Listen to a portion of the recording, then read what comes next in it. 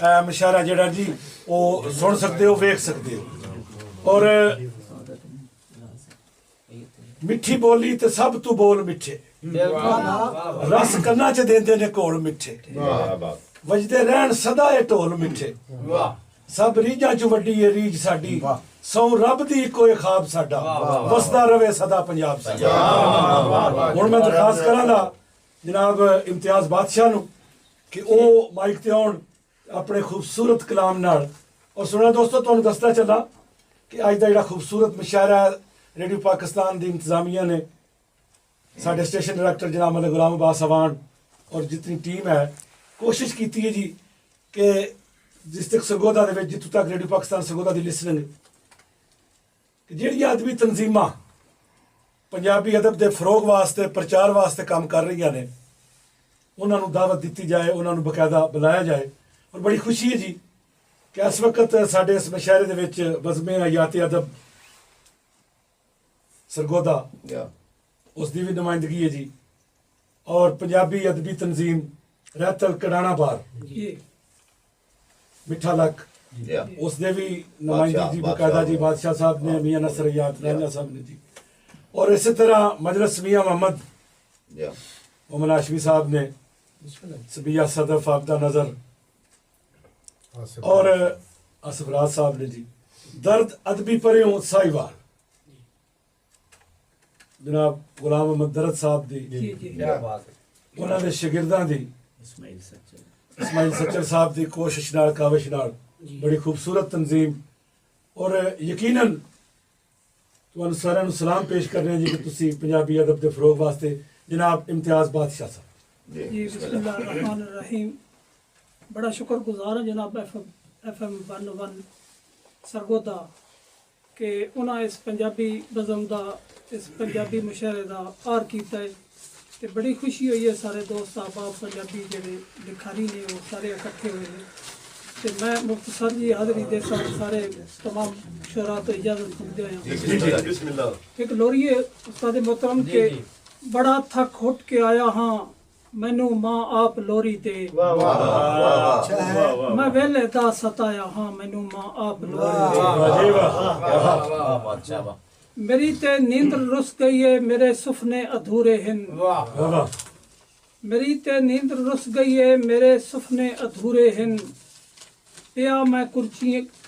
किरचियां चुनदा मेरे तू होए न पूरे हैं, मैं दर्दां दा थकाया हाँ मैनू माँ आप लोरी दे, बड़ा थक उठ के आया हाँ मैनू माँ आप लोरी दे, जदा जिद तू मैं रोंदा हस मेरा मत्था चुमेंदी है, लुका अपने तू पोछण विच मैनू लोरी सुनेंदी है,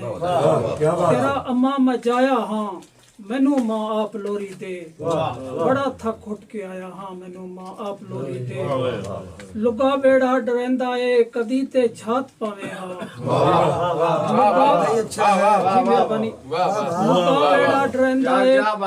कदी ते छात पावे हाँ, शहादत ती नपा उंगली उन्हें टुरना सिखावे हाँ, मैं दुनियादार रुलाया हाँ मैनू माँ आप लोरी दे, बड़ा थक उठ के आया हाँ मैनू माँ आप लोरी दे, वो खेडां खिडौने दे उन्हें बचपन दी जोटी दे, वो खेडां खिडौने दे उन्हें बचपन दे जोटी दे, वो साइकिल दा रेड़ा, वो साइकिल दा रेड़ा दे उन्हें झिझणे दी सोटी,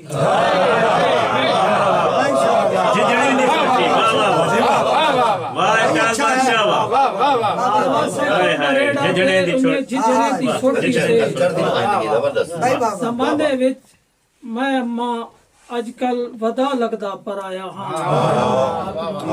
बड़ा थक उठ के आया हाँ मैनू माँ आप लोरी दे। एक बोली जी मुख्तसर जी हाज़री जी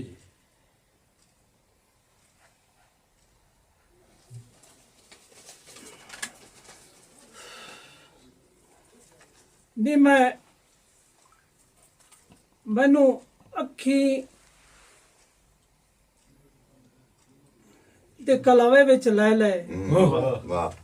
मैनू अखी ते कलावे विच लै ले,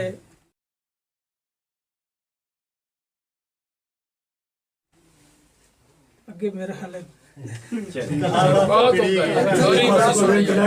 बहुत शुक्रिया जी। लोड़ी कोई नहीं। सुनिए दोस्तों, इम्तियाज बादशाह खूबसूरत कलाम पेश कर जी, बेहद शुक्रिया। बोलियो ना राय मोहम्मद खान नासर लिखते ने जी के धी एक बारी रो के ते डिठा ते दूई बारी प्यो कोई ना।